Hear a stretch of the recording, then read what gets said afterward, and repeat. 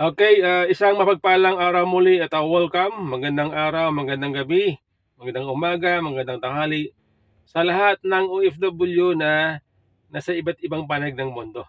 Okay, mauugo ngayon ang balibalita na itong si Bam at si Kiko Pangilinan ay iniwan sa ere itong si Rizon Tiberos.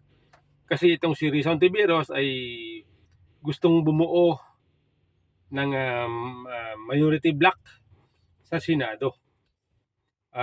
Gusto niyang bumuo ng independent minority block sa Senado. Okay? Kaya lang itong si Kiko at si Bam ay usap-usapan na hindi daw sumama sa planong gustong buuhin nitong si Rizal Ontiveros. Sa halip, ang usap-usapan ngayon ay sasama si Kiko at si Bam sa pagsuporta kay si Escudero na kung saan inaasahan ngayon, maugong ngayon ang balibalita na siya pa rin ang magiging Senate President sa 20th Congress. Okay? So, ibig sabihin, ayon sa balita, ay sasama sa majority itong si Bam at si Kiko. Okay? Sa mga nagdaang interview, itong Duterte Black naman na kinabibilangan ni Bam, ni Bato, ni Bongo, Robin Padilla, Amy Marcos, Rodante Marcoleta, plus yung dalawang magkapatid na Villar, Camille Villar at saka si Mark Villar. So Duterte 7 ay sinasabi na suportado daw nila itong si Jesus Escudero bilang Senate President. Okay? Ayaw naman kay Jinggoy, sabi ni Jinggoy ay mayroon na daw pong higit 13 na boto na nakuha ang boto itong si Escudero para manatiling Senate President sa 28th Congress. Okay? So ngayon, ano po ang ibig sabihin nito? Kung totoo na sasama sa majority itong si Kiko at si Bam. Okay? Nangangahulugan ba na sila ay hindi na magkakampi? Hindi nakakampi si Rizal Tiberos? Ay ako ang paniwala ko dyan mga kababayan. Bagamat kung sakali totoo man ang bali-balita na sasama sa majority ito si Kiko at si Bam, yan po ay dahil lamang sa committee.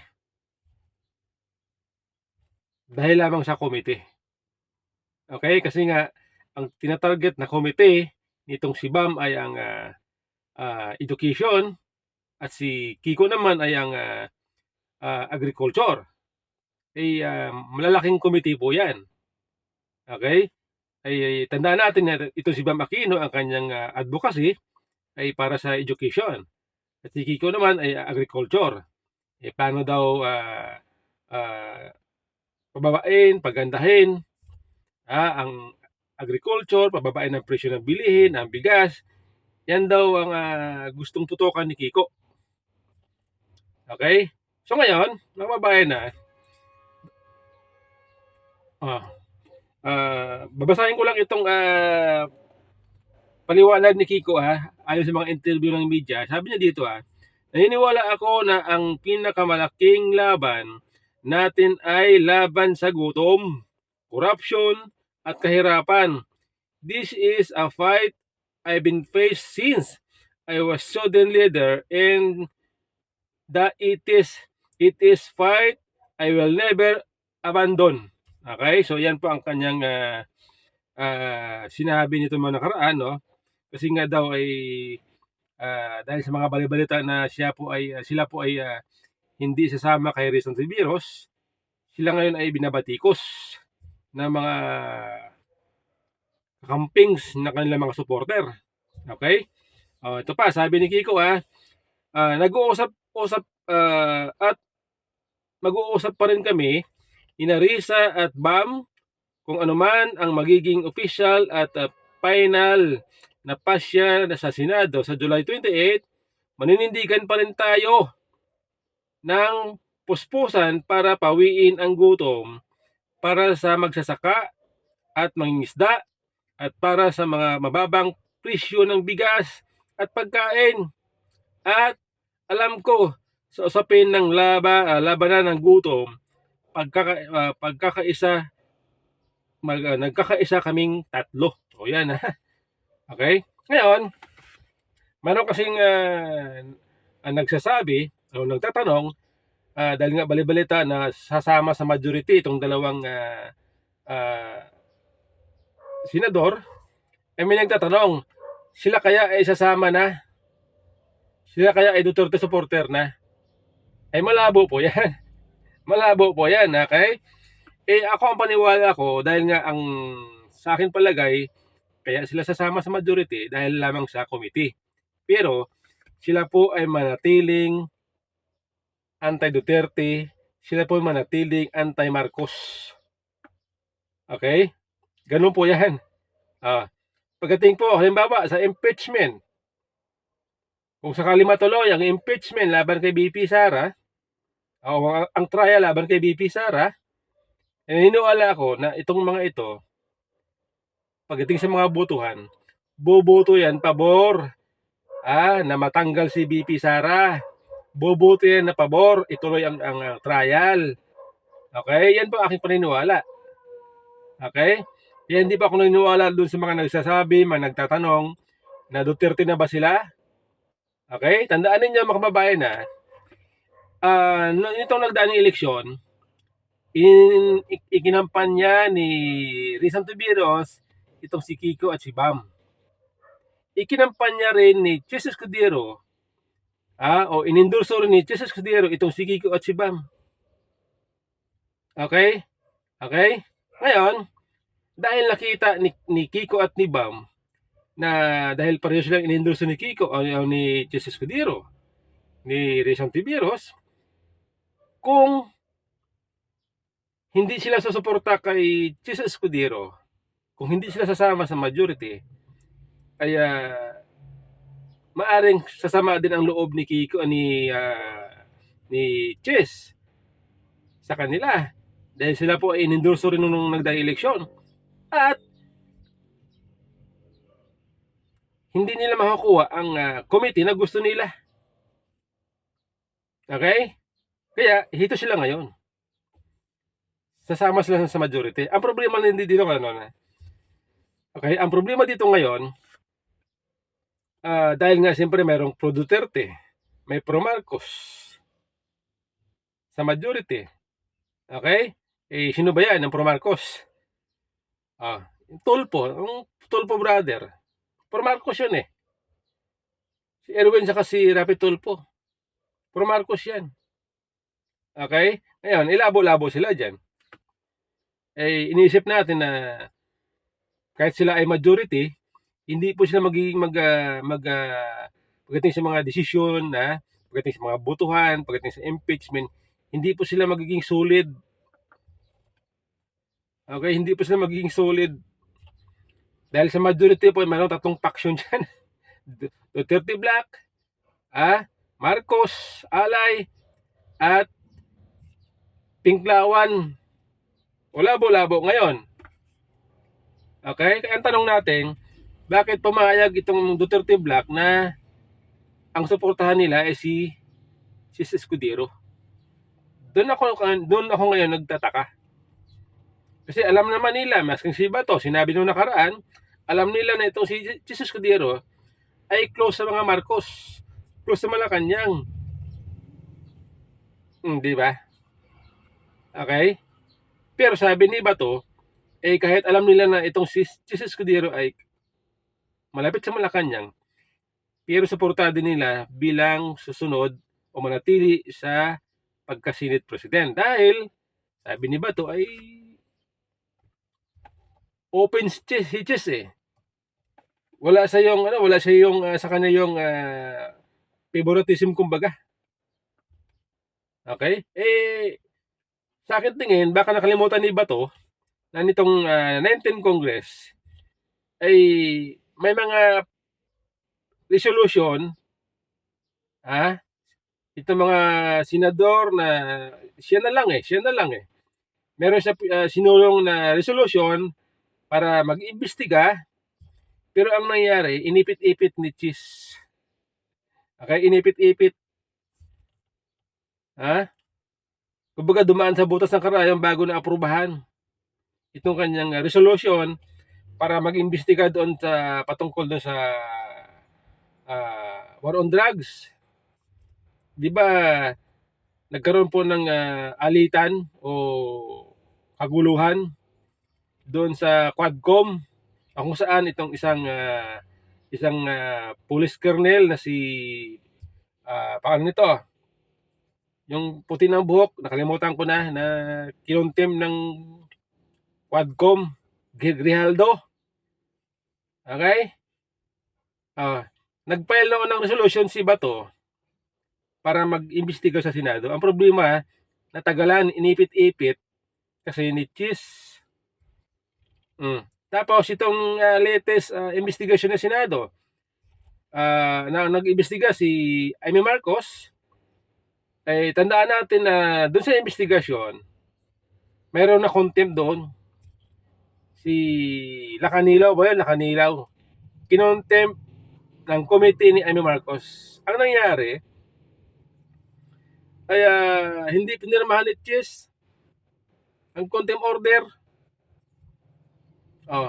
Nagdaan muna halos 1 week o 2 weeks yata bago pinirmahan ang contempt order. Na-contempt nga itong sila Kanilaw, nakulong 2 days. Laya na. Okay? Tapos, doon sa BICAM report, nakalusot itong mga hindi magandang pangyayari, yung mga maraming paglabag sa batas, itong mga blanco sa BICAM report. Okay? Itong mga maraming mga siningit no sa budget. At ang pinakamalala, yung ayuda. Di ba? Yung ayuda. So, doon tayo na-discourage kay Cheese. Yun yung ating nakita na dahilan kung bakit ayaw natin kay Cheese Escudero. Okay? Ngayon, nakakalungkot na itong ating mga Duterte senator ay sinuportahan si Cheese. Okay? Bahala sila, okay? Sila nakakaalam. Basta tayo, ako hindi ko suportado si Cheese. Mas gusto ko pa nga na si Marcoleta ang maging Senate President. Or si Jinggoy sana, pwede. Si Jinggoy, veterano na rin eh. Okay? Ayaw ko rin kay Tito Soto. Okay? Yan po, mga kababayan. Naniniwala ako na itong ginawa ni Kiko at ni Bam, ito po ay strategy.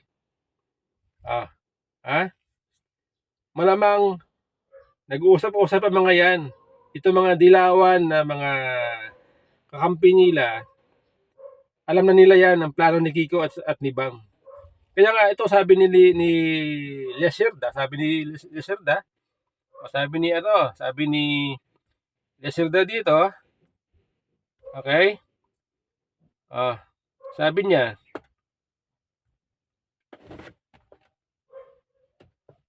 walang masama kung nasa majority sina Kiko at Bam.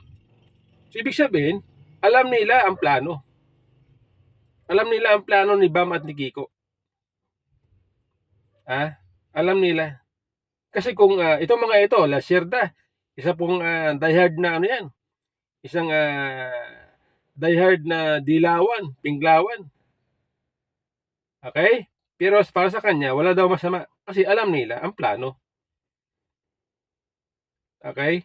Hindi kailan maging pro Duterte o maging pro Marcos. Okay? Itong dalawang ito. Di ba? Yung ganun po yan. Okay, so ito mga kababayan na tatalakayin ko lang itong nabanggit sa isang article ng Philippine Star ito po ay sinabi di umano ng isang mataas na membro ng gabinete ni Pangulong Marcos na si DBM Secretary Amina Pangandaman. Okay? O Budget Secretary Amina Pangandaman. Okay? Dito po sa article ng Philippine Star, ito po ay may kahapon lang yata ito kasi 20 hours pa lang eh. Okay? O sabi dito state aid or ayuda is okay. But where is the fund for aid? This in effect was the argument raised as lawmakers in 20th Congress pause for more state-funded duly out. Okay? Ngayon, sabi,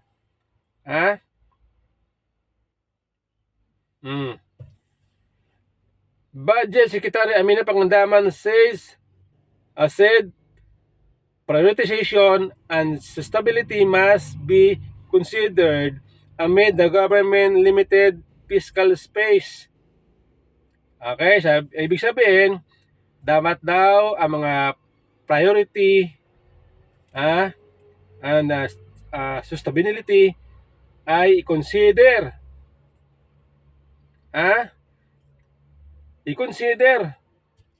ng gobyerno dahil sa limitadong budget kapirahan. Ano yung mga yon? Okay?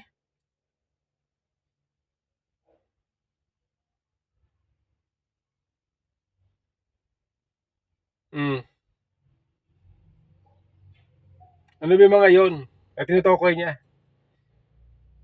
Okay? Education, health, infrastructure project, food. Yun po yun. Yun yung mga sinasabi natin na dapat i-priority. Okay? Ito nga hinahanap niya okay? Sabi niya, ayuda fine, but where is the money? Ano ibig sabihin nito? Mabuti raw yung ayuda. Pero nasaan ang pera? Tayo po yung napaisip dito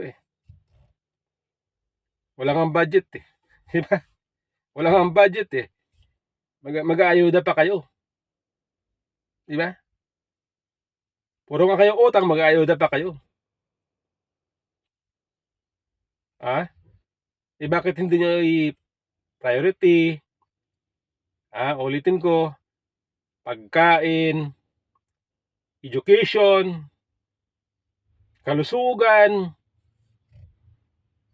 infrastructure. Yun po ang mga mamahalaga. Diba? Huwag ninyong turuan ang tao na maging tamad. Huwag ninyong busugin sa ayuda ang mga tao. Okay? Naisip ko pa nga, where is the money? Munti ko lang masabi, sa corruption na punta. Okay? Hinahanap niya, where's the money? Munti ko lang masabi, nandoon sa mga bulsa nila ng mga politiko. Munti ko lang masabi. Okay? Ganun po itong sinabi ng DBM Secretary na ito ito po ay isang reminder sa ating presidente, ating mga political leaders katulad ng Senate President, Speaker. Maganda po itong sinabi ng DBM Secretary na ito. Ang tanong, pakikinggan kaya siya ni Speaker?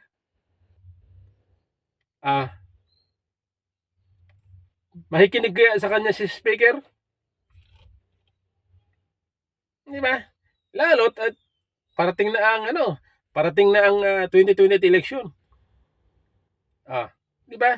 Kailangan na magbabango ng mga politiko sa mga botante. Okay? Kung sila po ay nagpabango nitong nagdaang eleksyon, pero talunan ang kandidato ng administrasyon, baka itong 2028, mas mahalaga ito eh. Baka mas magdo-double time sila ngayon sa pamimigay ng ayuda. Yan po ating hinala. Kaya tama po ito sinabi ng DBM Secretary na ito, si Amina Pangandaman. Ang tanong na natin, nakikinig ba si Speaker Romualdez? Nakikinig ba si Pangulong Marcos sa kanilang DBM Secretary? Yun ang ating abangan, mga kababayan. Okay? Di ba? Di ba? Yan ang ating abangan sa susunod. Kasi nga, di ba, maraming nagsasabi na ito daw ang after nitong eleksyon na 2025, magiging limdak president na. Limdak president na ito si Pangulong Marcos. Okay? Ngayon, dahil nga inaasahan na maging limdak president na ito si Pangulong Marcos, baka lalong lumakas ang bigayan ng ayuda ngayon. Okay? Baka lalong lumakas. So yan po mga kababayan ang ating usapan. Magandang araw.